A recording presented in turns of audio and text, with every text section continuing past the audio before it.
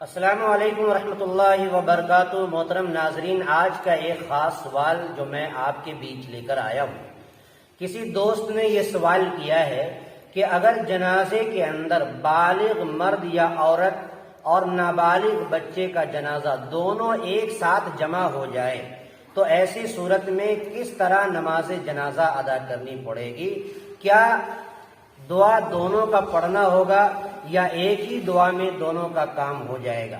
تو اس سلسلے میں جواب ذہن نشین فرما لے کہ اگر کبھی ایسی صورت پیش آ جائے کہ وہاں پر بالغ میت بھی موجود ہو اور نابالغ میت بھی موجود ہو تو اس سلسلے میں بات اور جواب یہ ہے کہ پہلے بالغ میت کی دعا پڑھنی چاہیے اور اس کے بعد نابالغ میت کی دعا پڑھنی چاہیے۔ معلوم یہ ہوا کہ دعا دونوں کی ہونی چاہیے، چاہے وہ بالغ میت ہو یا نابالغ میت ہو۔ اگر دونوں کی دعا نہیں پڑھیں گے تو پھر وہ گنہگار ہوں گے۔